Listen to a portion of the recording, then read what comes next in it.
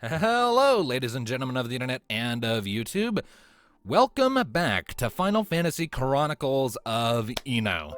I am your host and game master, otherwise known as Tone Shift. I'm sorry, my brain is kind of all over the place. A bunch of shit just happened in rapid succession right before we came into this session. Like, I had hit record and some things were happening that were very, very distracting. Namely, my dad came barging into my room and dropped off the cat, and she has to stay in this room. So if suddenly we get interrupted by a meowing feline, you know why. But anyways, we are joined today by our presently full cast of characters. We have Hades Shadow 92 playing Thanatos, our male human Dark Knight. Hi, Maya. She's sulking in my closet right now.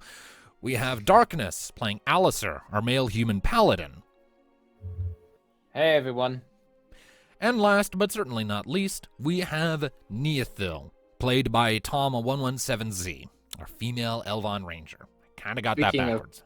Speaking of cats, my cats and dogs now tolerate each other. The dogs want to play, the cats just aren't interested. Freddy just lays there and ignores them while T kind of just swipes at them. Classic personality traits. The dogs are lively and the cat's just like, meh. But they can tolerate being in the same room now. Nice. We're getting there. Excuse me. All right, so where we last left off, our intrepid band of adventurers heard from Ramuh, the god of thunder, the story of the origins of the world and how things came to be the way they are now. The story of how Diabolos went mad through a combination of feelings of loneliness and betrayal and isolation. How the Amber was created when Ifrit's flames crystallized under the pressure of the world's grief and his own malice after the death of Phoenix. How Diabolos devoured Phoenix's corpse before that, gaining her powers and rendering him effectively immortal, as his ashes were scattered throughout the entire underbelly of the world, and his lingering vengeance became a corruptive force that could even affect the other gods. The party was then bequeathed by Ramuh his Thunder Crystal of Light, passed down to Thanatos for his ferocity but precision. Once upon a time it might have raged like flame, but it is focused now, and he knows where it shall strike and nowhere else. Following this, the party set off from the island of Kumogo and made the long flight across the landmass of the first Enoan continent to the city of Viala in Volia to link back up with the B party, as we've been calling it recently, with Elizabeth and Kyra and all of them.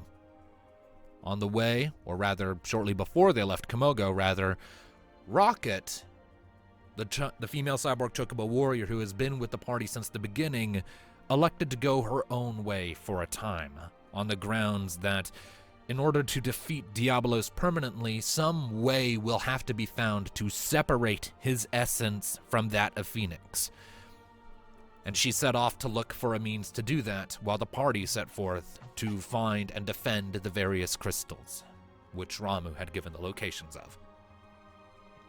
Upon their arrival in Viala, they linked back up with the B party and began to formulate a plan, part of which involved Neothil contacting Panara in dreams once again to point out that one of Shiva's crystals was in the Eno Watch Mountains in the Vitaean state of Dirge, and that someone would have to be sent to hunt that down and scout it out for any potential threats. The plan now is for the party to make their way to Ixion's spine and search it for Ramuh's Thunder Crystal of Darkness and thus complete that set. I do believe where we last left off, everyone had turned in and we ended with the dream, and so we come in the following morning. It is, as you are all coming to, give me just a second here, I need to pull up the calendar. It's a foggy day outside as you all come to. It's gloomy and gray, but not too bad. Cool, seemingly. Not too warm, not too hot. What do you wish to do?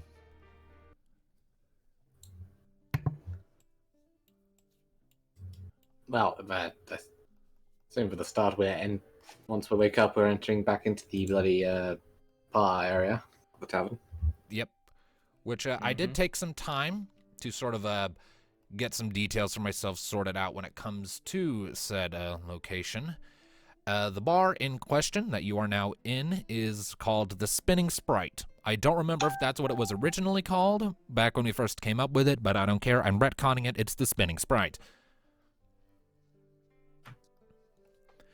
All right. So you all convene in the common room, groggy from the previous night's sleep.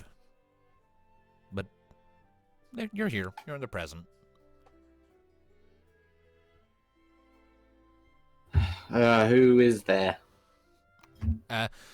You don't see any sign of Elizabeth or that particular group. Let's see here. You don't see Sid, Nabat, or Elizabeth. You get the impression that they've probably already set out. You do see Kyra already waiting at one of the tables, though. So when me and Miga come down, since they share a room and all that, Thanatos and Alice already there?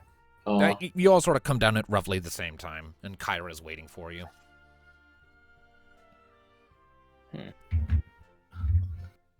Kyra, up bright and early? Yep, always been a bit of an early riser. Very eager to catch those dragons, huh? Oh, well, first things first, we got a horse's back to go and scale, don't we? Supposedly. Have you seen any of the others? Yeah, Sid and all them headed out a little bit ago. Figured they might as well get an early takeoff. Sid did want me to let you know the Little Wing has been repaired. I'll have to thank him later. Maybe buy him a drink. Probably a good idea, yeah. Muggles. Yeah. What about, Fane and... was it Athena that was the other one staying here? Yeah. Athena was. Yeah, Fane and Athena are the ones remaining here. So it was Sid, Elizabeth, and Nabat that went, wasn't it? Towards Towards the the Numo. Numa. Yeah. So yeah. What about Fane and Athena then? Where are they? Right now, I think Athena's still asleep. As for Fane, she's out currently applying her usual trade until we have need of her, I think. Yeah. Well, looks like you might be able to sneak away before another interrogation. Ha ha. Very funny. You know, the more you keep avoiding her, the worse it's gonna get when she finally corners you again. And take it from me, Don't. you can never get away from a woman who wants answers. Oh. They will I find already you. know. I already know. Especially if they can jump a good distance. You sure you two aren't dating? Pretty sure. I don't think part of this procedure is pain in the throat and chest. You'd be surprised. And he kind of has a cheeky glance at Mika. What? Oh, nothing. What? Nothing. Me? Anyway, so Ixion's fine, we're going, yes? Don't ignore me! I Tails think I full of might nope. get a quick cider before we leave. Knee boots her.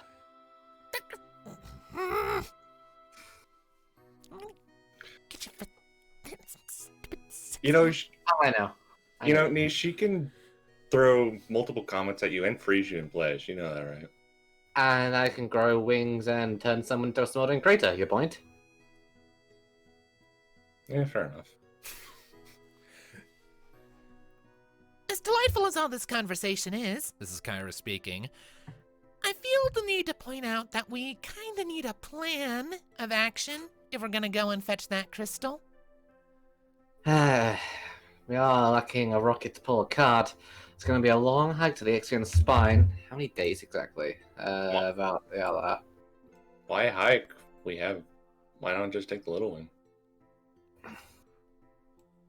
Oh, it's still going to be a small journey. Like, in the building, how many days does it cut down from here to Ixion Spine? It's 25% travel time, so if it's like 4 days, it would become 1 day aboard the Little Wing. So it says 7 days, so... It is also worth noting, Ixion Spine encompasses this entire range. It's not just that northern part. It's all of this. It's the entire range. Okay. It's still going to take at least 1 to 2 days aboard her. Though it might be trying to narrow down exactly where in the range this crystal is meant to be. Yeah, 'cause it's not exactly a small mountain, and, as I understand it, the crystal is pretty well guarded. By what exactly? I don't know. I mean, Ramu said it was guarded by a thunderstorm, didn't he? Look for the thunderstorm. Can't be that difficult.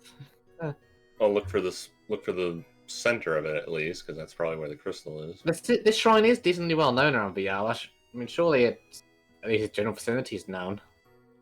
It is well known that, Mika cuts in.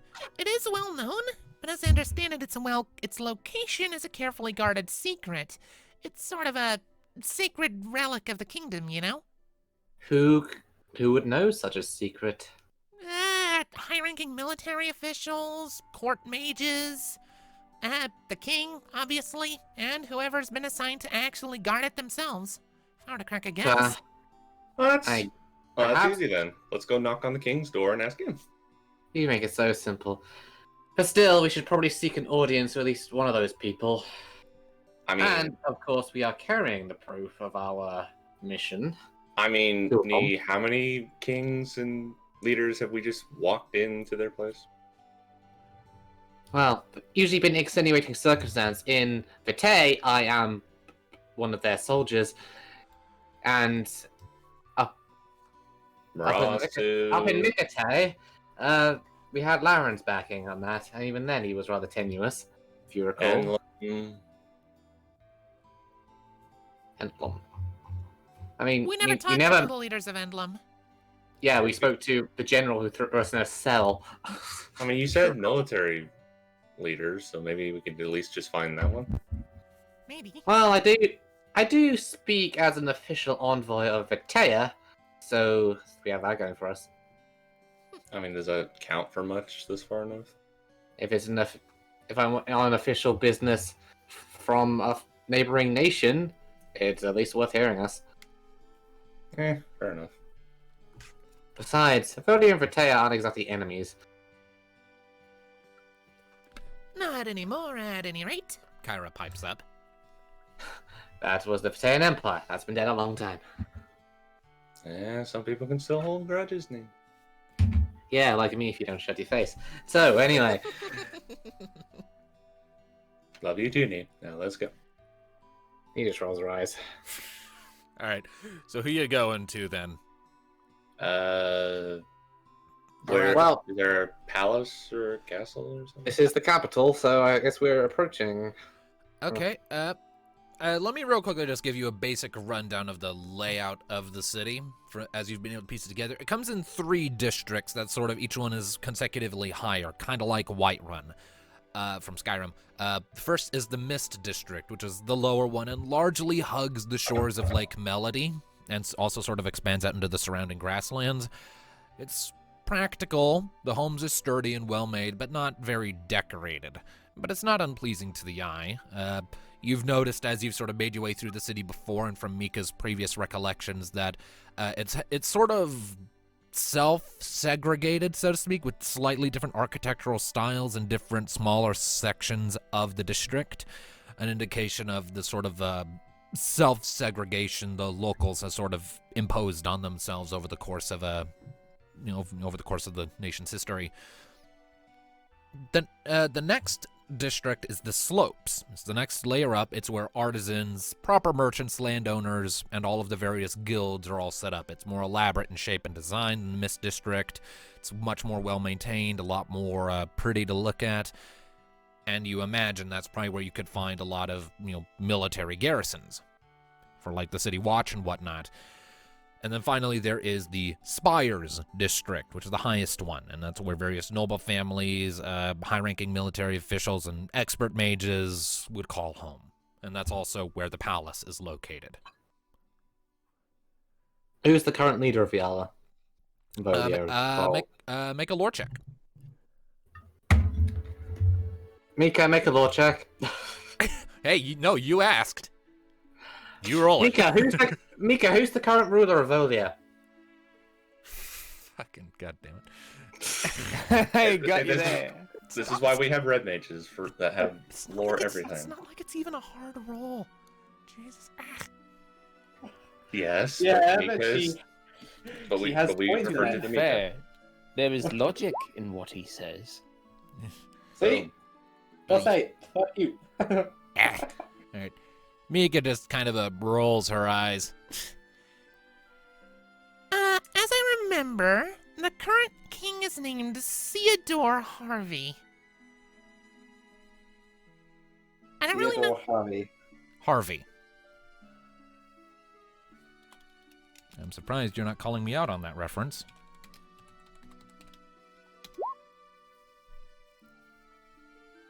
I don't get the reference. Well, you will eventually. Anyways,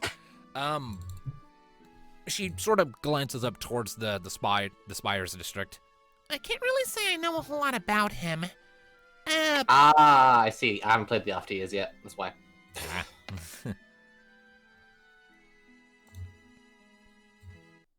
You were saying?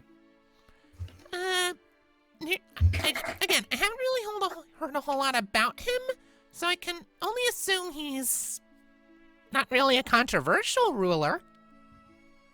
Well, I suggest we make an attempt for an audience. All right. If we get the king's sanction to go and collect that crystal, I think it'll be better. Just as long as he's not a bongo. Does I Theodore doubt it. Harvey sound like a bonga name to you? I don't know. Dude's a human. Good. Kyra sort of Anyway. gives Thanatos a sideways look, and then shrugs. Wait, who gave sideways look? Kyra. Okay. All right. So, you make your way up to the Spires District, working your way through the other districts and the various streets, passing by the various faceless statues that you saw on your first visit, and so on and so forth. Your trip eventually brings you up to the Spires District, and you haven't been in this part of the city before. Only ever looked at it from afar, and it is very grand. Tall, brick, reinforced stonework buildings reaching up, not unlike what one might see in Ishgard from Final Fantasy XIV, just not quite as pointy or tall. A lot of fine decorations, these sort of gardens that run down the thoroughfares and the streets, ornate lampposts to keep things lit up at night, regular patrols and ornate armor that sort of nod at your group as they pass, acknowledging your presence and keeping an eye on you as you're definitely not the usual citizenry. With you mentioning Ishgard, I'm surprised you're playing the Limps theme. I don't have the Ishgard theme currently lined up in here. I should I'll probably be grab- somewhat surprised if they haven't at least somewhat heard of us, because, we haven't exactly been subtle in our actions across the entire Right, world. but you're also missing your mascot. True, but People know Yeah, to we recognize won't this group give- off of the bird, and the bird is gone. Yeah, because the entire group, out of the entire group, everybody's just going to remember the bird. She was the most visually striking, but anyways. Or rather the most memorable because just a fucking talking bird. But anyways.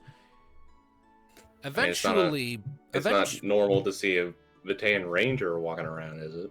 It's certainly not, and that is drawing some attention. But no one's approaching you yet. They seem content to largely let you be on your way. Let's see here. Go ahead and someone make for me an inquiry check to find the way to the palace. I have 0 inquiry. Someone else. Hold on. Kyra has 4. Fair enough. Just as a heads up, though I'm controlling Kyra for roleplay interactions, Hades will be handling her roles and gameplay. That's just to lighten the load on me, and he was the original inventor of the character, so I'll handle her for roleplay and dialogue, and he'll handle her dice. And he's recently used her to kill Nidhogg, and, oh dear. And apparently the dice don't like her. Please tell Well, me it well, wasn't luckily very it wasn't. high. Well, luckily it wasn't exactly a very high check. Kyra sort of, after you sort of wander around a bit, just sort of rolls her eyes. We're getting nowhere. Wanders up to a passing district guard and says, Hey, excuse me, where's the palace?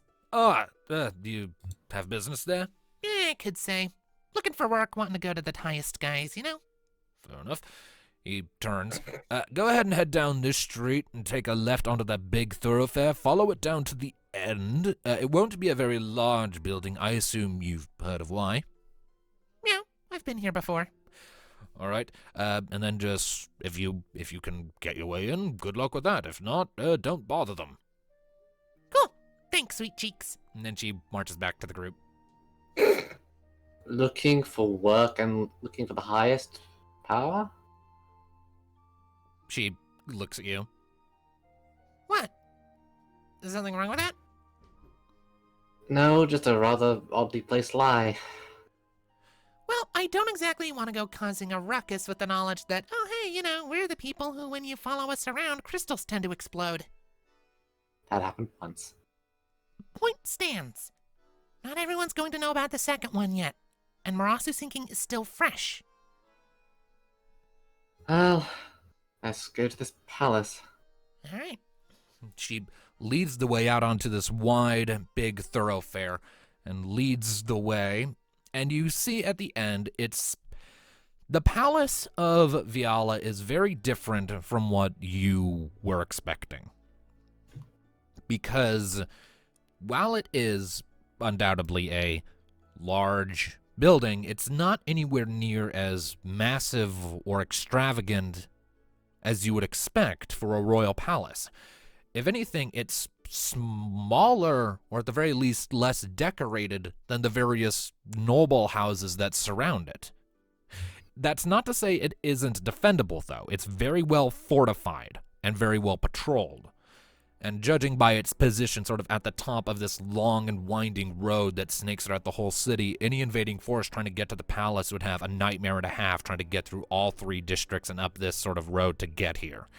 It's high up, presiding over the entire city, affording a magnificent view of the surrounding landscape and terrain and Lake Melody itself, though with the fog in the air, it's not exactly visible at the moment. There is a wall, thick stone wall, that surrounds the palace, complete with a portcullis that's currently, well, no, the portcullis is up, and there are, you're assuming, petitioners or, you know, court goers passing through, and there are multiple guards standing watch in even more elaborate and heavy armor with an assortment of weapons. You see swords and shields and even a dragoon lance here and there.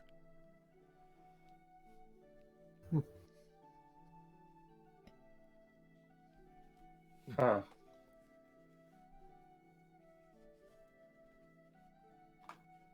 So, do we just walk up and knock on the door? Well, there are plenty of other petitioners heading in. Let's follow them. All right.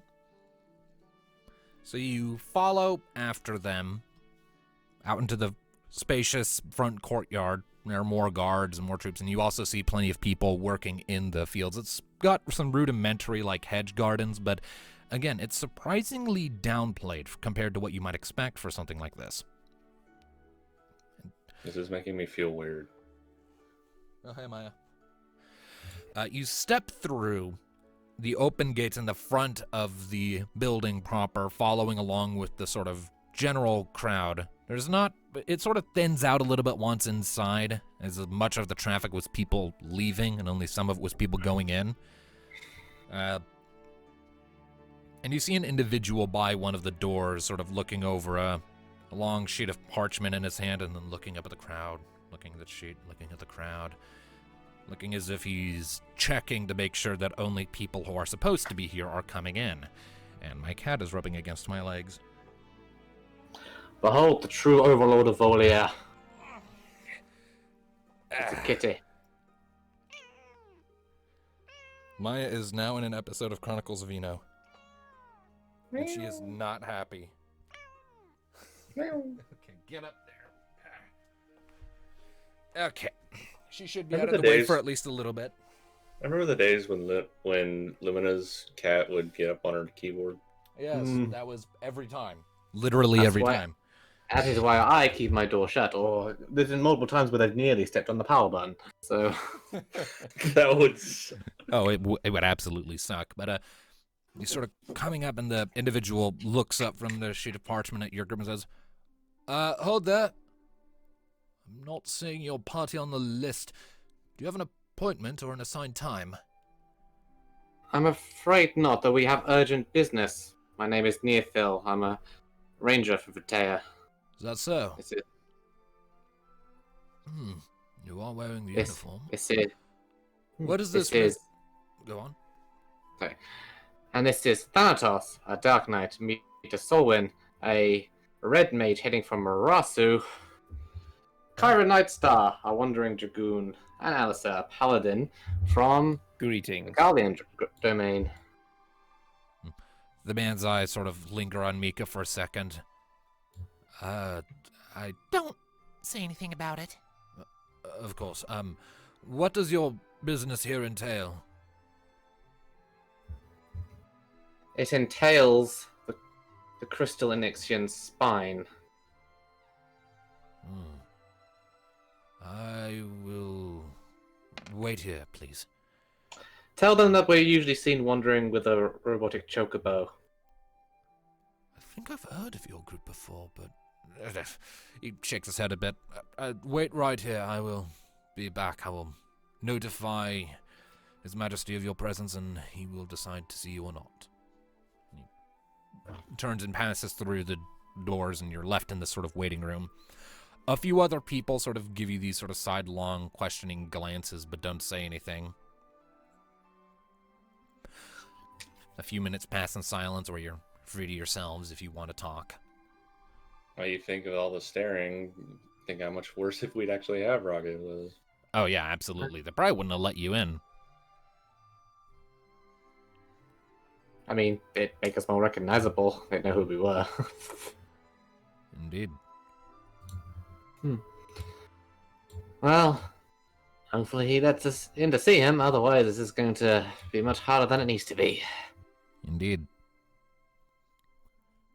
After a few minutes, the door opens up again and he pokes his head out, and another petitioner sort of saunters out looking a little perturbed but not too bothered, sort of glances at you, and the doorman nods at you.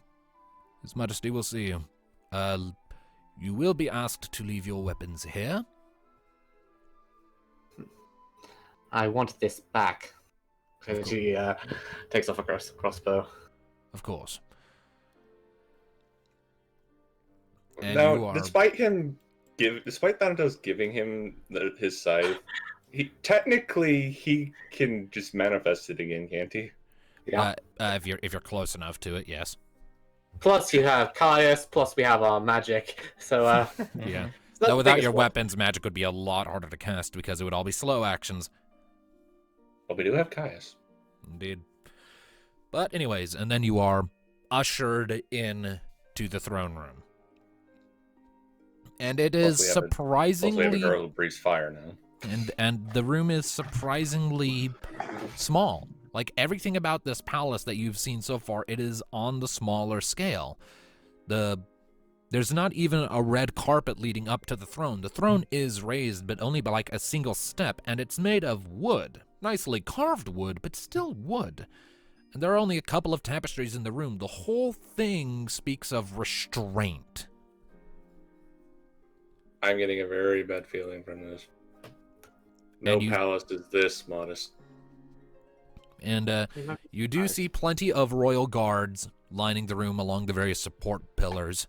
It looks to be 2 dragoons, 2 soldiers with sword and shield, and then 2 with great swords strapped to their backs. I thought dragoons were a Garlean thing. Gaurion. And Galleon. that's primarily where they emerged from, but you do gotta remember, the Galrion domain used to be part of the old Vataean Empire way back before it crumbled, and everyone who founded Volia came from that empire, so there were dragoons among them. So not only are the cultures and peoples of Volia diverse, so too are the skill sets that are abundant. Dragoons are just one of the types of occupation and skill sets that carried over. Samurais and ninjas not so much, but dragoons, yeah. You see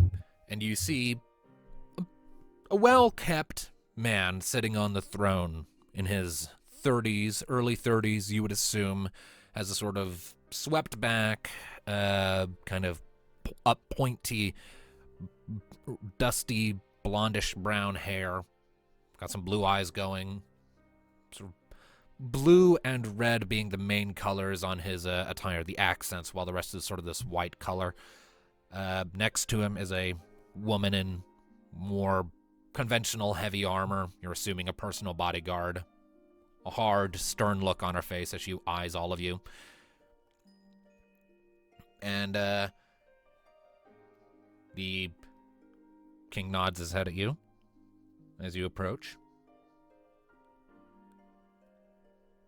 King Theodore, I do apologize for the intrusion. I am told that you come bearing information, or rather, something regarding this situation with the crystals. Well then, out with it. Specifically, a request. If I may, what do you know of us and our mission? I know precious little, save what has come second-hand to me over time. I know that your group, though it is conspicuously missing something, was present for the fall of Marasu. Yes. Unfortunately, our cybernetic chocobo rocket is indisposed at the time. She has her own task to complete. As for Marasu, it relates to why we are here. I'm listening. As you may or may not know, powers that be in Vitae have given me and my team leave to pursue a hooded mage by the name of Saran, or an alias he goes by Murasan. He works deeply with Amber and has been seeking out the crystals to destroy them, which was the fate of Marasu.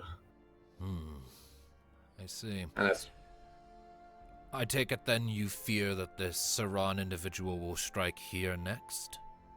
he already made an attempt for the lightning crystal in Komogo, which we thwarted. And that crystal is now in our possession by Ramu's own grace.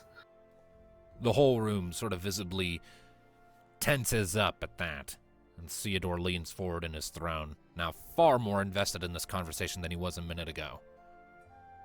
Really? Thanatos? He digs in and pulls out the crystal. I made a good choice. I picked a song at random, and this works beautifully. You reach into your pack, and you pull out the Thunder Crystal of Light, condensed down, but still unquestionably recognizable. And as you hold it out, a few tiny bolts of static jump between your fingertips, and it just sort of floats up on its own above your hand, spinning slowly and filling the room with a few gentle rays of purplish light. This is Ramu's crystal. It's a crystal of light, isn't it? Yeah, Crystal of Light. Ramu's crystal of light, as we also carry Leviathan's crystal of darkness, or at least its remnant, and then gestures to Mika to do the same. She pulls out the much darker, inactive shard and holds it out. It's only a small fragment.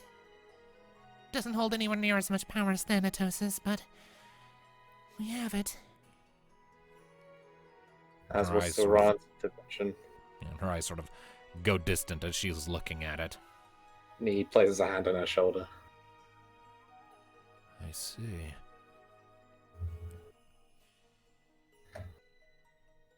The other crystals are still being hunted by Saran. And, as has been requested by Lord Ramu, We are seeking the others to remove them from his grasp. And Viala's Thunder Crystal of Darkness is next on your list, then, I take it. It is. Do you know where it is? I know a rough location, though I have never laid eyes on it myself. Any help you can provide would be most welcome. I do not think I need to stress the urgency of our situation. The woman next to him sort of leans down and whispers something into his ear. He listens to it for a minute before nodding. Well then. I cannot deny the evidence in front of my eyes with the crystals you have presented, though I do have to point out they are rather smaller than I was led to understand. One of Mika's is but a shard of its former self, while the one Thanatos bears has been merely shrunk by Ramu's own power for convenient travel.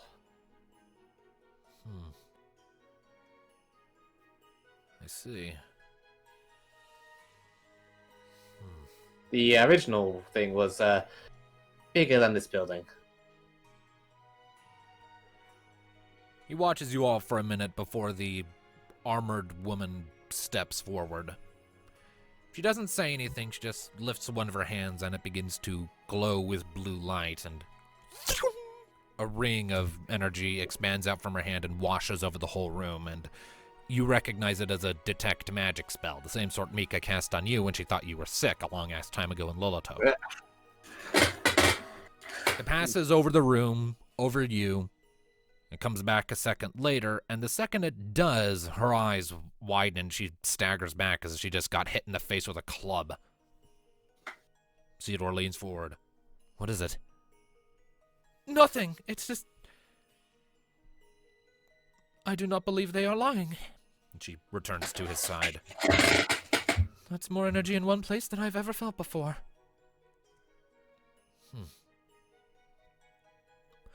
I do hope you can forgive the unannounced scan. You can never be too careful, especially with the crystals being hunted.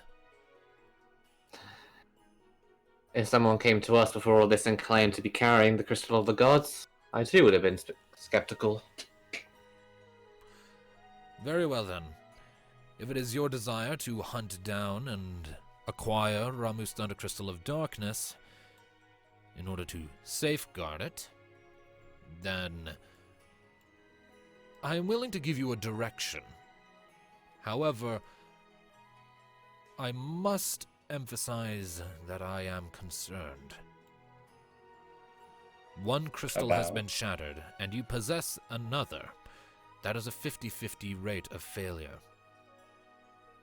I need The first crystal was shattered due to a parasite that had been placed within our cell, allowing Saran to view our efforts. That parasite has since been destroyed by Lord Ramo. He cannot see what we're doing. Not anymore. Go ahead and make a negotiation check.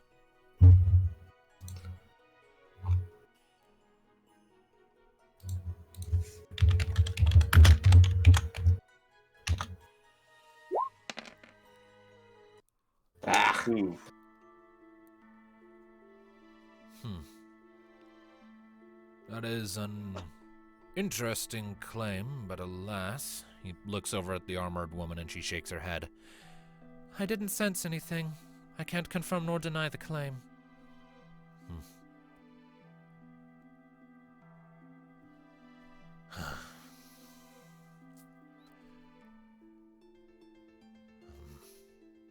I cannot... Theodore seems to be in a deep thought for a moment. Saran is seeking these crystals of his own will. Even if you deny us access, he will find it himself in time. And he will destroy it. He was already in Marastu when we arrived. He merely used the parasite to quicken it. And the event with Ramu's crystal? What was different there? When we destroyed the parasite, he tried to emerge in a panic. Only part of it himself came through, a shadow. We slew it.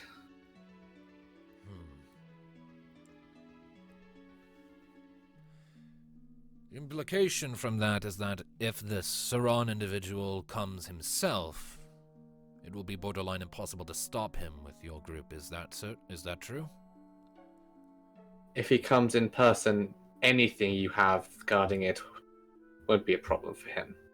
He slew Leviathan's Eidolon. There's this very clear tension in the room as everyone looks amongst themselves.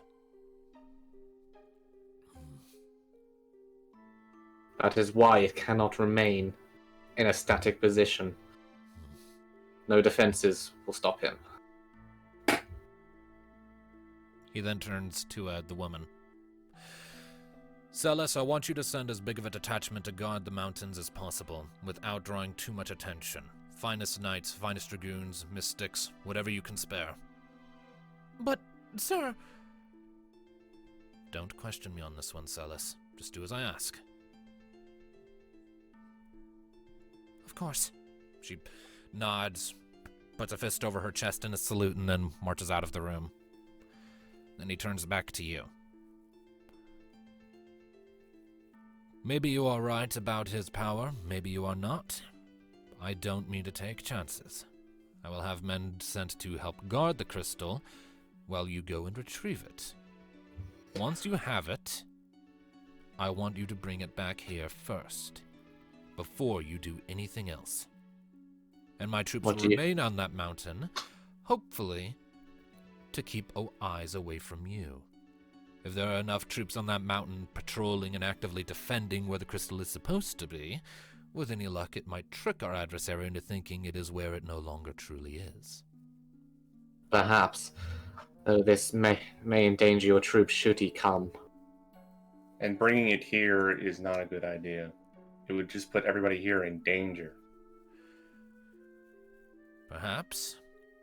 But at the same time, I need to verify that you are telling the truth, and that's the only way I can do it. There are men I have on that mountain who will ensure you follow that order.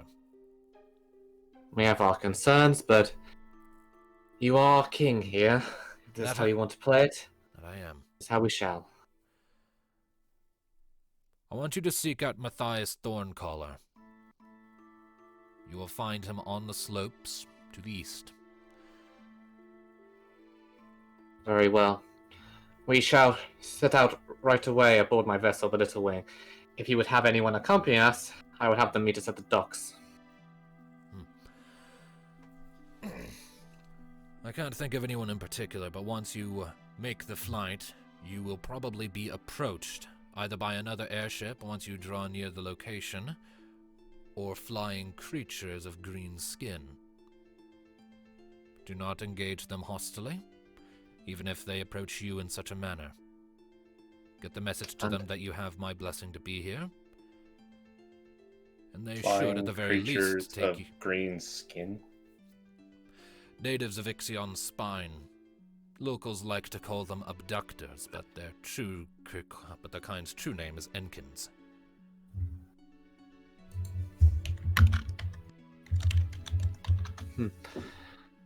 Understood. I've got a picture of them. I've got one here. That's what they look like. Huh. Indeed. Understood. We will do as you ask. Just do be careful, Your Highness. I'm always careful. And the amber is spreading, and it's spreading fast. I'm aware of this. My southern border hugs the Amber Field, after all. Then, if there is nothing else, we will take our leave. Sooner the better. He gives a sort of wave of his hand in a clear dismissal. Come on. There's no way for Saran to catch up to us. Alright. And you go ahead and you turn around. And we're out of the palace? You turn around and you make your way out of the throne room and back out into that waiting area.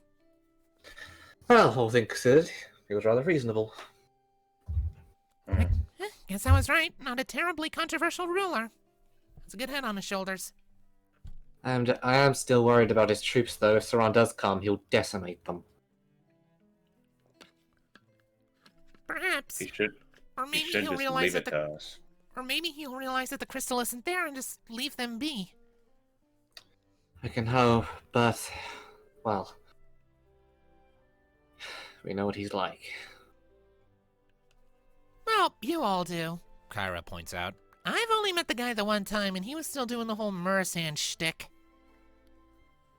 Yeah, I wouldn't put it past him to just wipe them out because they looked at him funny.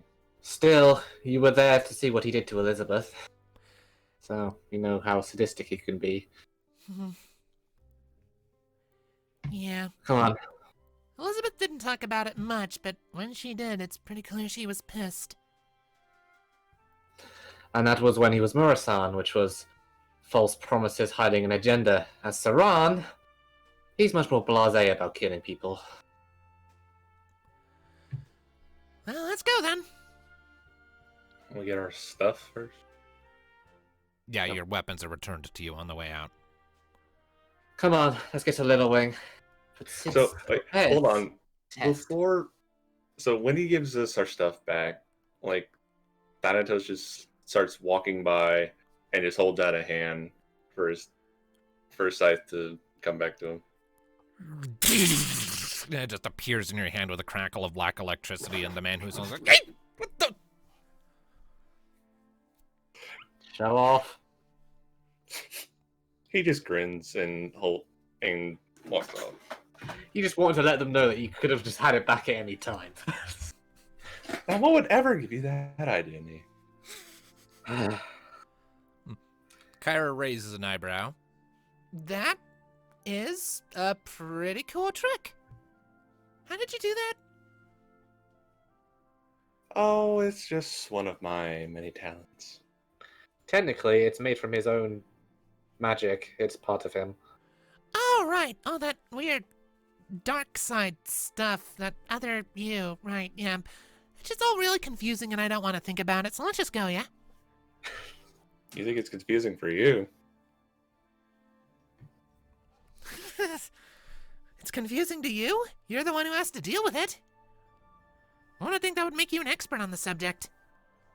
I mean, I grew up the whole time he didn't say it was me. He just... I had a weird upbringing. It was weird. Yeah. Think of it this way. How creeped out would you be if you had a mentor who removed their mask to see your own face? He makes a good point. I mean... Have any of you ever had twins? You're a twin? Nope. Yeah. I'm Well, saying I mean- that sort of scenario could happen if you had one. I mean, I have a second soul who shares my face. As if on cue, you blink, one eye turns green, Emma waves a hand. Eh? Kyra blinks. Kyra blinks and leans back. Okay, what the... okay. It's a long story. Yeah, no, I remember you telling me about it back at the end. I don't want to think about that. Let's go! And she is picking Don't up the pace worry. with exaggerated leg swings of her walking stride. Don't worry, Emma only bites me. And you blink and the eye goes back to blue. Alright. You make your way back through the streets and for the docks.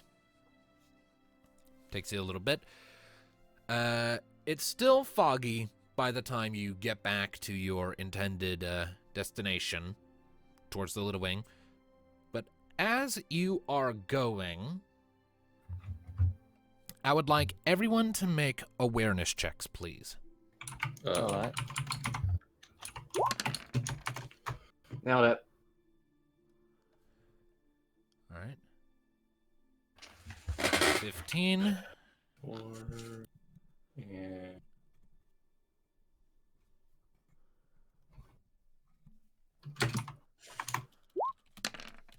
There's Thanatos.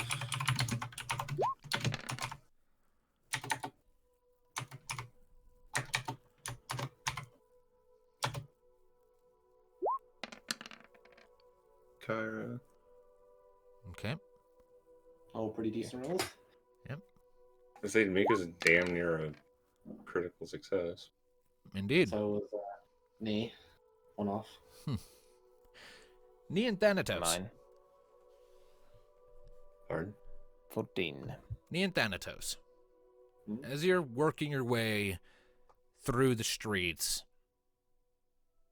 a familiar sensation suddenly hits you. Pardon? Is it wave that we felt when Tia and Matt went, yeah. It's a very similar feeling to that. Not quite as intense, though. A shifting in the ambient darkness around you, as little as it may be. You just see, so Thanatos gets a shiver down his spine. He's like, Oh no. you felt that too? Yup, just like last time. He's looking around, like just as if the sky might catch fire. Mika looks at you. What is it? A wave of darkness. Just like when Tiamat turned. More terrible trouble ahead, it seems. Now what's What? that bastard up to? What could have caused that? Oh, Mika's eyes slowly widen. before he fought his shade, he mentioned he was working on a creative project or something. And it He's seems corrupt. about to find out what it He's- is. Corrupted something else. Maybe? But what? You don't think he got to those creatures the king mentioned, do you? I hope not. The wave of darkness, what we felt. Whatever he corrupted, it's something big. Like Tiamat, the daughter of a god. Not quite as He's- big. It wasn't quite as intense. Is that correct? Well- It's not quite as intense. Yeah, I said it's Yeah. not quite as intense. It was a bit more subdued. Well, whatever it is, we're gonna find out. One way or another. Well, We need- if it's not, Well, given the subdued nature, if it's not quite, Tiamat, and we dealt with Tiamat, we can deal with this. Whatever poor thing he corrupted. all the more reason we need to get to the crystal now. Let's go. Yes. I'm worried. Out of character, I am worried. Oh, yeah? Because again, the last time you did that, it was Tiamat. Now what is he corrupt? I'm just thinking, what could he corrupt to hurt us physically and mentally? Well, at any rate. Following that grim moment that has left Mika visibly shaken, you catch up with Kyra, who had just kind of kept walking when you all suddenly stopped to talk about this. She looks back at you, raises an eyebrow, keeps walking with you as you keep going. We have a problem. What is it? Saran's corrupted something big, and he's going to send it towards us. Guaranteed. So be on your guard. And you know this how? Thanatos It's and a I are feeling. attuned. Thanatos and I are attuned to the shadows. Thanatos because he's a Dark Knight, me because, Because she's weird. you remember that whole second soul thing? Mm-hmm. Well, my own soul specifically has amber in it, slightly. Yeah, I remember that. Shit. So, Either way, let's get to the crystal before something happens. You know, I was kind of hoping the painful chest thing was just from a certain someone else. But now I have theories. Well, hopefully this guy won't give us too much trouble and just let us take the crystal.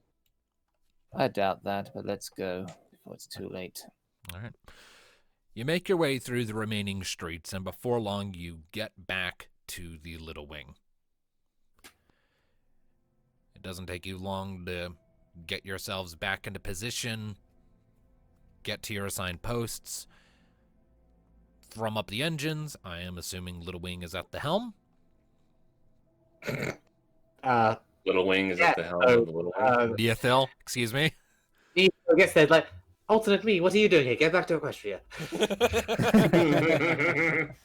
Original me, source material. Excuse me. All right, so.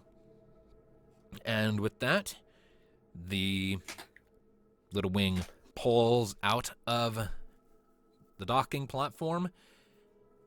Go ahead and set for me a destination, if you would all be so kind. He said east, didn't he? Well, Eastern Mountains. East. So, east of Viala, we're going to east. All right. All right, so it will be, let's see here, roughly from where you presently are. What's 1/4 of 8.5?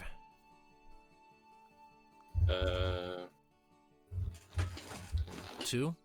Yeah, 2. This will be about a 2-day flight. You pull away from Viala and start making your way through the skies over the Nomad Steppe. You remember the time you walked across it after leaving the Uzora Desert and your time in Kurzatan some ways back. Things were still complicated back then, but they were a mite simpler than they are now. Either way, the ship carries on its way, and the first day passes without an issue. If you'll give me just a moment here. I need to make sure that I actually did that right. How far is Elizabeth's party gone? Alright, so they'll be right there at the edge of the forest. Alright. And as I recall, the general plan is that the helm is handed off to Thanatos at night, right? Yep. Pretty much. Alright. Then it's during that night, Thanatos, that I would like for you to make an awareness check, please. What do I have to? Yes. And everyone else is asleep at this moment. Oh. I don't like that music playing. It was a bad pick. Hold on. That's better. 12. 12. All A right. little better. Yep. All right. So it's a cold night, and it's still foggy out as the ship carries along. Foggy. You can't even see the night sky. But as you're flying, everyone else below decks, just you in the cabin, you notice movement out on the deck.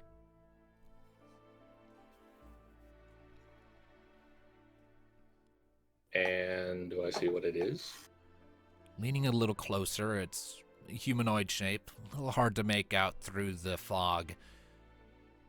And you see it go towards one of the support rails and just sort of lean against it.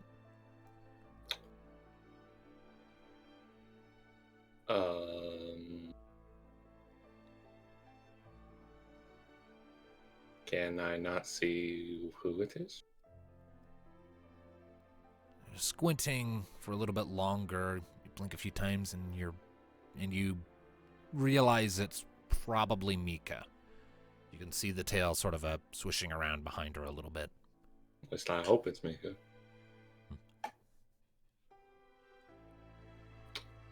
What do you do? Well then.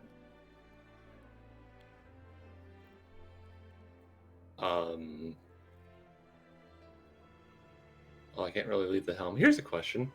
Can I leave Caius at the helm?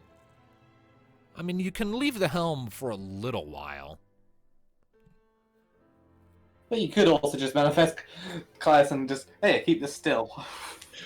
Your pick. You could just leave it for a little bit or plunk Caius there. Up to you. Yeah, so he has a Caius.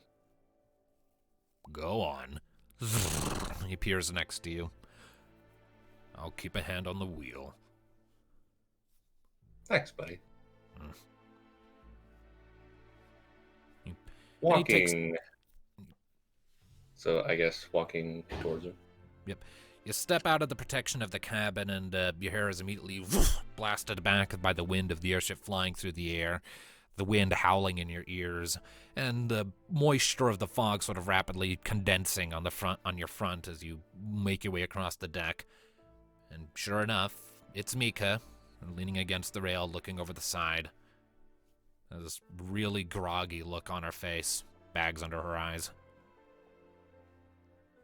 He just kind of walks up and leans on the rail next to her.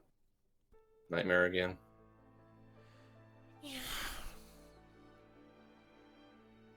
What am I on this time? Still didn't like it. He kind of wraps an arm around her. You want to talk about it? I don't really want to talk about the nightmare itself. It's just more of the same. Storms, rising waters, a lot of screaming, drowning. And him at the heart of it all. When I left home, the first month or two was just constant nightmares. Fire everywhere. Just feel like I could breathe nothing but smoke. Just seeing my mom and dad just there in the middle of the house as I'm going through the window. Just that thought is like, maybe I could have gotten them out.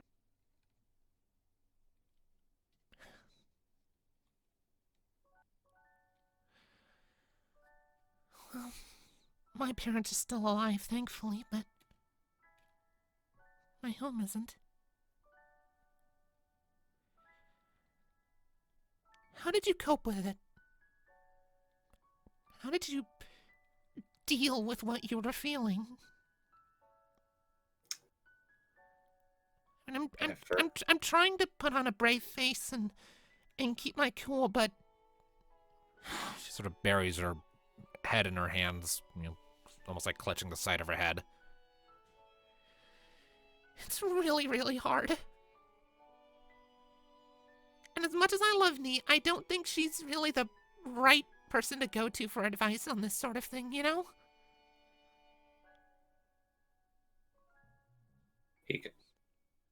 He kind of pulls her in for a hug. I get you. You're the only one in the group who's been through something even remotely comparable to this. I know. So how did you do it? For about the first year, just a lot of anger and hate. Just trying to deny, a lot of denial of what happened.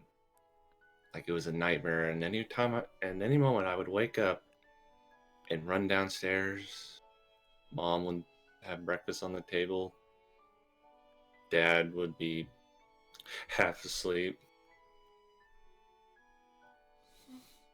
After I met Caius, it really just started to sink in.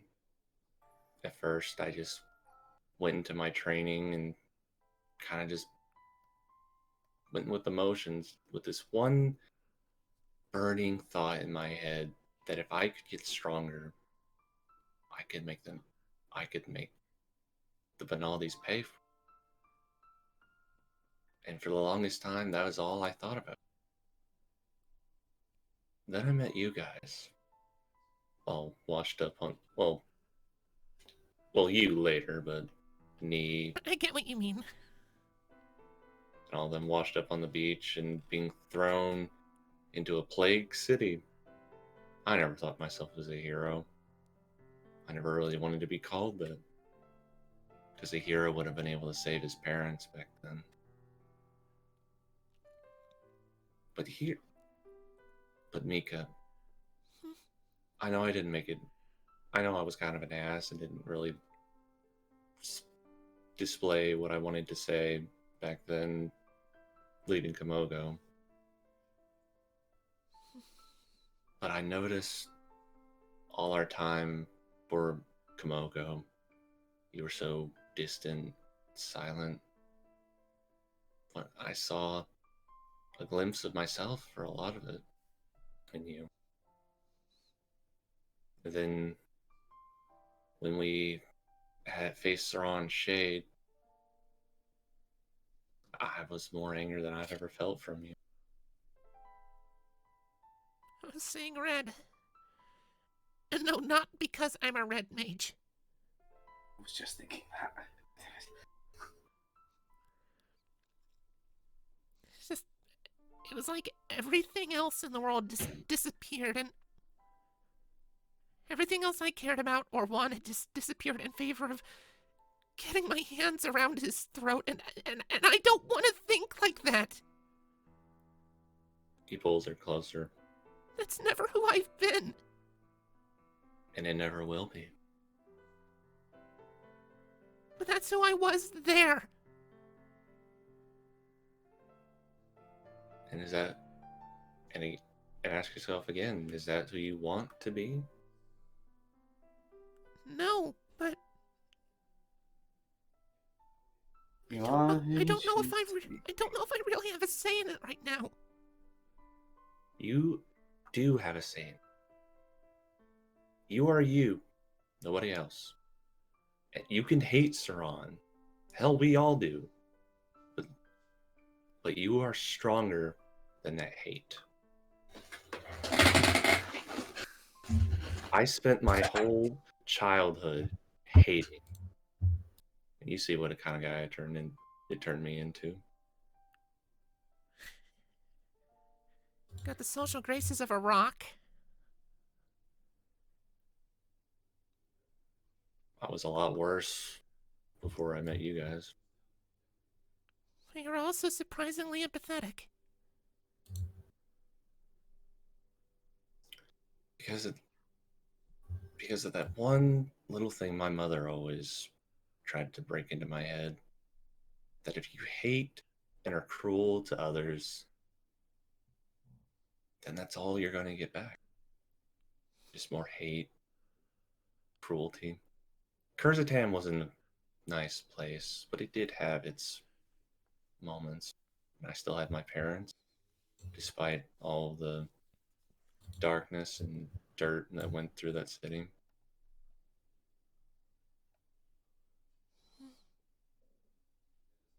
But you're better than me. You can beat this hate.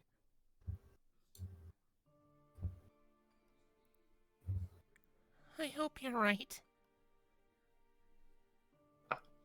This is one thing for sure, Mika, that I know I'm right with. Because I remember that nerdy little cat girl we ran into when we walked into the castle in Marasu.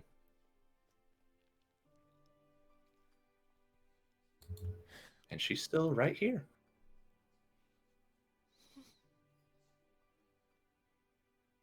I'm not saying that you should let go of all that anger and hate, because I know it's not easy, especially as you haven't had the right time, or enough time, sorry, cope with it.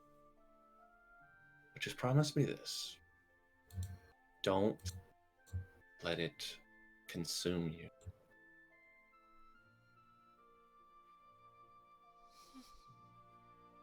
There are too many people here that care about you to let something like that can just take over. And I know I may be a complete ass. I mean, there's no denying that. First But I step to care fixing about- a problem is acknowledging you have one. Yep.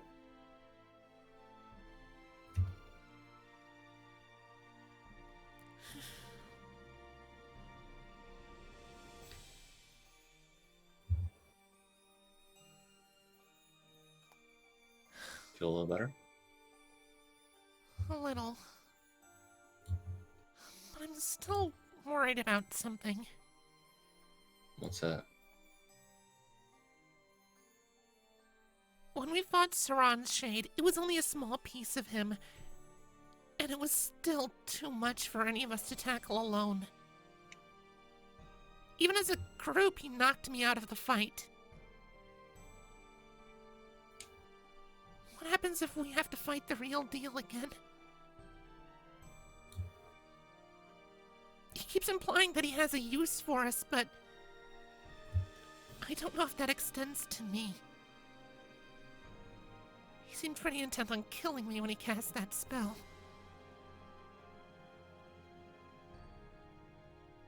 I won't deny that I'm a little worried about running into the real thing, too. You weren't there at Deviant Corp.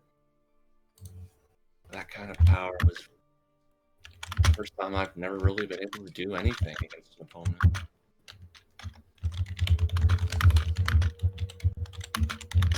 Furious typing. Just continue on. I am just messaging the DM. Sorry. But okay, I'm sorry. I lost my place. There, what was I saying? Something about Deviacorp. I'm pretty sure Mika was there. Yeah, Yeah, because she's the one who suggested knocking. Oh, I know. Sorry. Okay, then scratch all that. I kind of forgot that she was there. I don't know why. I just. Ah! Okay. What's that? Nothing. Are you trying to roll to see if knee is spine? Red-handed. He gave me a high check, though. And is that enough? Nope. So do I notice knee? Nia is not listening in. She is still asleep. That was an awareness check to see if she noticed Mika was missing. Okay, good. Slightly aggravating to what I want to do, but never mind. Yeah. Well, either way, let's see. Back at Deviant Corp, that was the first time I've ever not been able to do anything to somebody.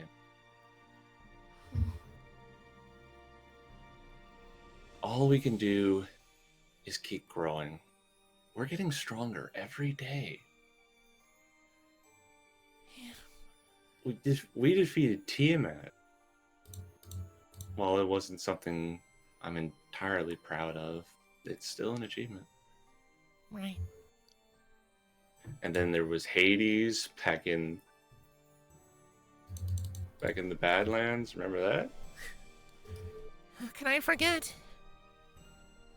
And then old Hades wasn't even as strong as Elizabeth. We're getting stronger every day, and one day we will be strong enough to put that bastard back in the ground where he belongs.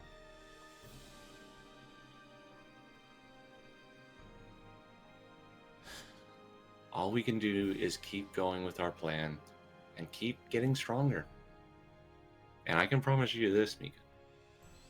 He is not going to touch you. Because not only does he have to get through me, he has to get through me.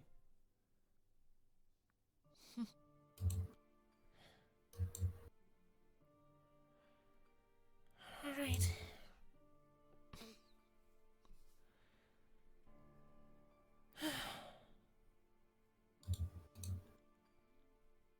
I should probably get back to sleep.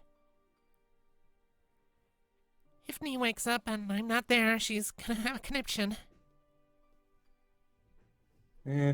Probably. You don't even deny it. Hey, I've seen her freak out. So have I. Honestly, it's kind of cute. Well, depends on the freak out.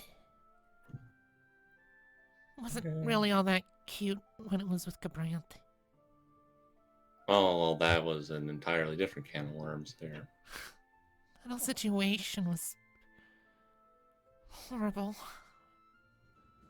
Yeah, it was. But we got through it. With any luck, we'll get through this. I hope. Hey, we'll get through it. all of us. And he boops her on the nose.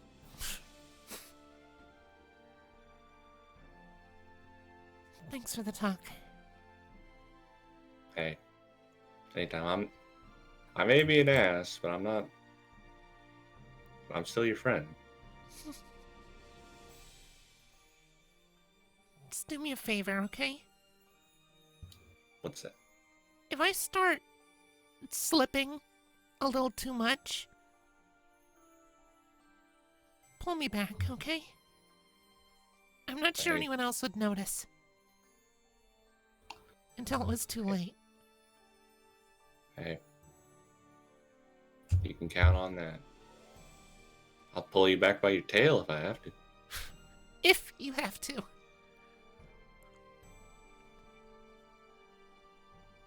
She then gives you another appreciative hug and then goes and makes her way down below decks. Sleep well, Miko. Thanks.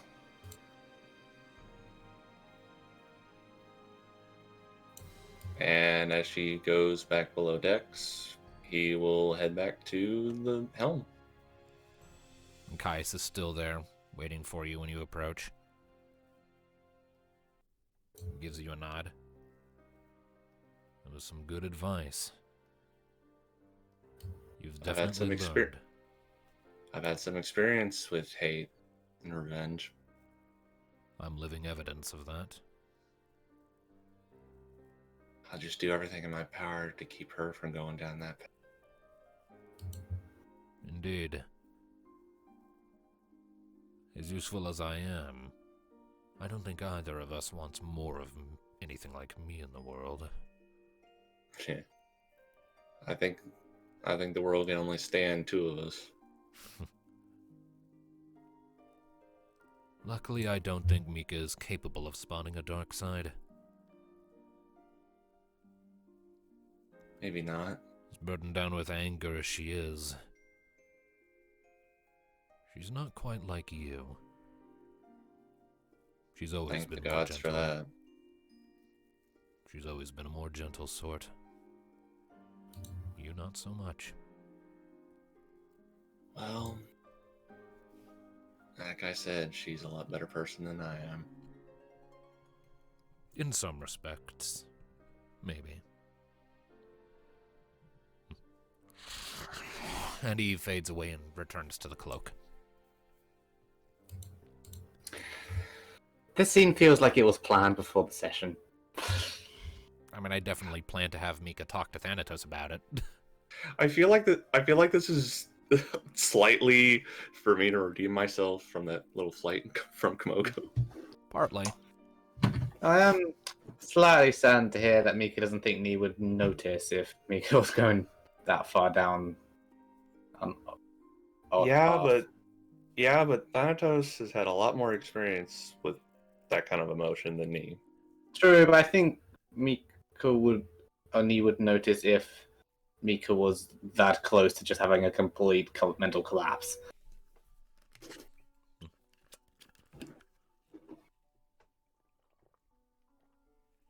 Well, At any rate, hey, the next day comes. Nee, you go to relieve Thanatos from the helm as per the usual, I assume? Mm-hmm. Alright.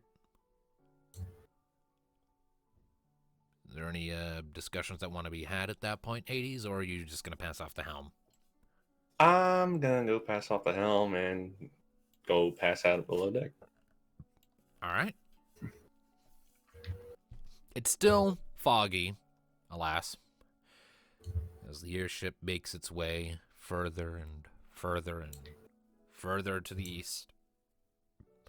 The desert, the edges of the Uzora Desert fade into view below you as these sort of intertwining sort of smaller ridges and lines and rings and little slopes of sand dusting over the grass, creating this sort of weird gradient across the long and expansive steppes beneath you.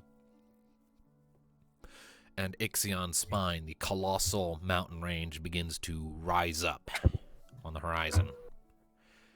Enormous in scale and scope, You've seen it from numerous angles, from all sides at this point, as pretty much ever since you landed on the mainland, from leaving Marasu all the way back then, this gigantic mountain range has been somewhere in sight. All the way up until you left Viala to go to the Gaurion domain, it's been there. Somewhere where you could see it. And now you're drawing close, once again, to its slopes. It's getting on towards night, and the weather begins to clear up a little bit.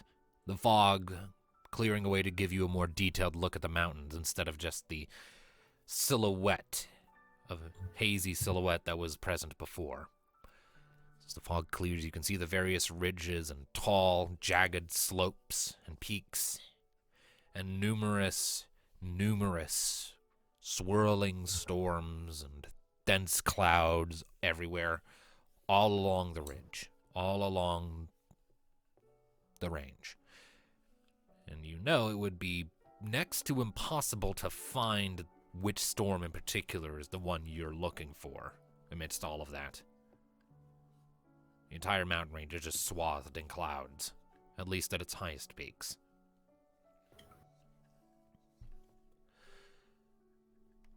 It's getting on towards evening, the sun dipping towards the horizon and casting the world in shades of orange and yellow, and I need anyone who's on deck to make awareness checks.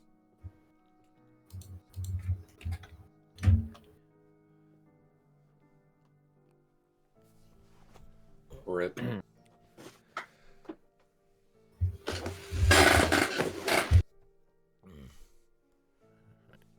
14. All right. That's pretty good. And I'm gonna just roll for Kyra. Thanatos is below deck. All right. Skadoosh. Irritatingly, dice appear to have stopped working for me. Hold on a moment. Oh dear. It happens to me now and then. There we go. All right, so Neothil got an 8, Alistair got a 14, Kyra got a 13, Mika is also below decks. Okay, so Neothil, you're too busy focusing on piloting the airship. Alistair and Thanatos, you notice. As the little wing Kyra? Oh, Kyra, yeah. As the little wing is slicing through the air, Alistair, you look out over the deck, and you see a collection of figures rising up rapidly through the air and approaching the little wing. Thanatos, it appears we have trouble. Thanatos is below deck. Oh, wait, yeah. So, now I'm doing it. Kyra, It's confusing, you see what I isn't it? see?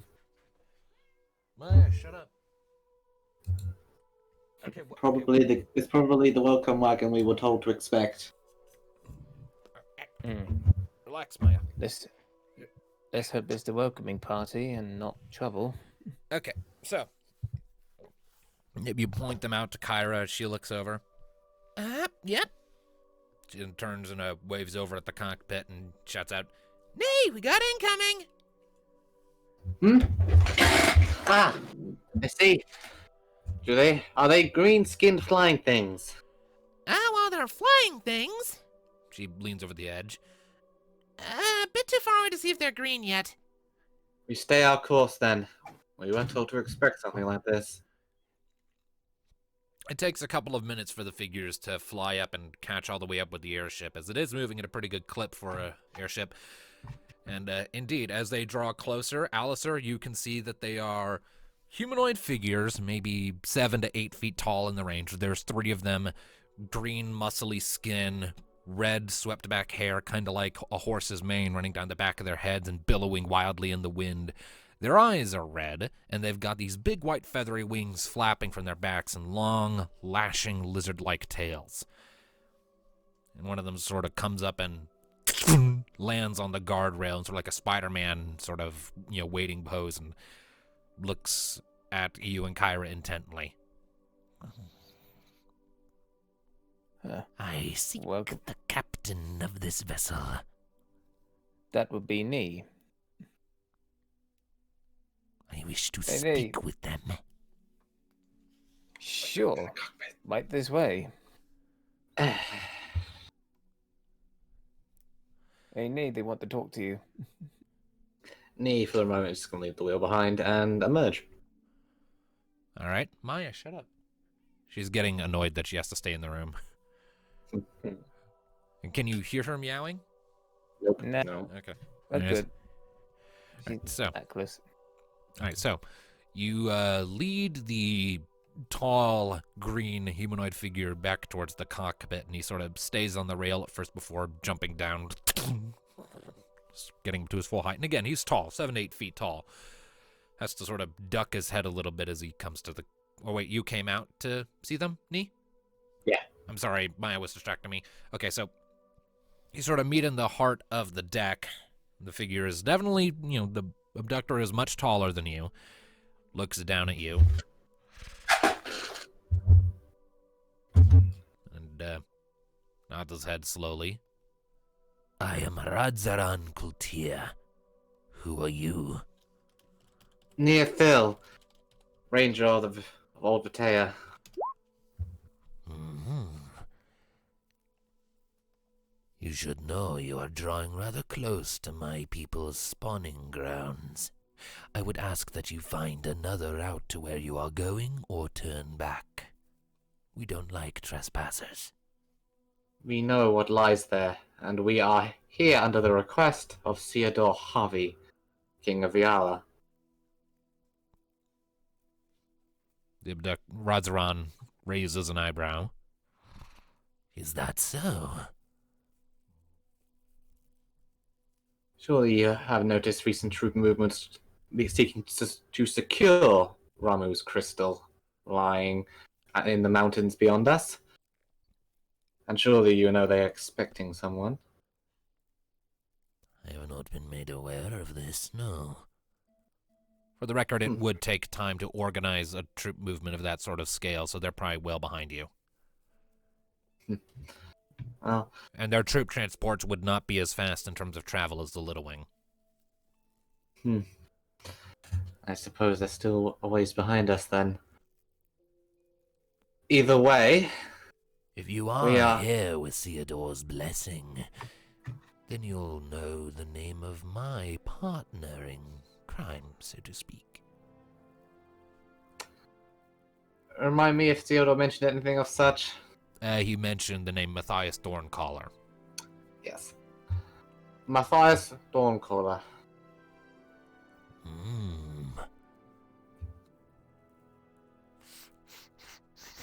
He sniffs a few times, and then turns and barks something at the other Enkins that are on the decks in a language you don't understand.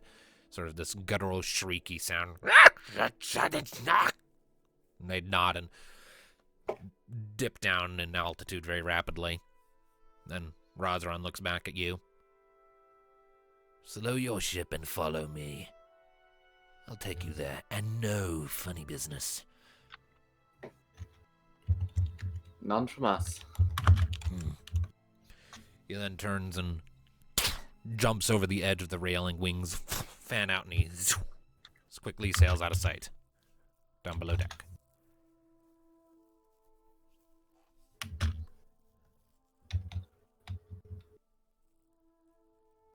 And he just returned to the Alright. cabin to follow. Alright.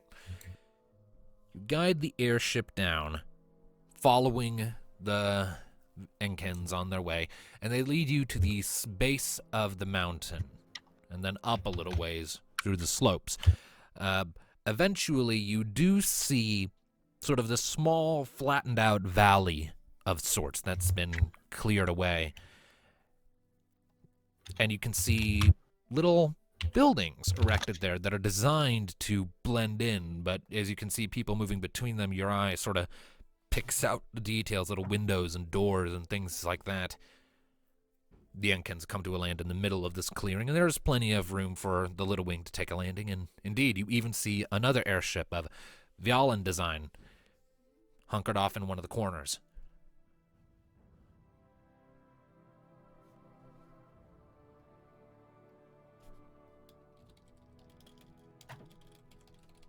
You set the airship down, I take it? Mm-hmm. All right. Yes. You bring the little wing down and set it down in the middle of this little area, and you can see a bunch of the people here. It seems to be a smattering, an inconsistent sort of mix of Enkins and various members of the numerous mortal races that you could pick from at the start of the campaign, you know, humans and Galkas and other whatnot. And the main humans all have this sort of they all have a uniform that you are unfamiliar with. You didn't see any sign of it back in Viala. It's all in sort of dark colors with these sort of crooked, purple, symmetrical, abstract designs along like the shoulders and the arms and the chest plates. Very electric looking. And one in particular steps out to meet you, and as you're lowering the ramp to disembark from the little wing, you can get a closer look at him. He's not wearing a helmet, allowing a sort of a silvery, blondish hair to hang down to his shoulders. He's got these surprisingly bright teal eyes, kind of palish skin, has a sword on his side and a shield on his back. And your group all descends? Mm-hmm. Docking and disembarking. All right. Rodzeron takes up a position by this man's side as you all approach. And then Rodzeron gestures. These are the ones I spoke of. Very good. I'll handle this. Matthias Alright. Stormcaller, I presume? The man raises an eyebrow. Ah, you're a perceptive one then. Yes, I am Matthias Thorncaller. And who might you be?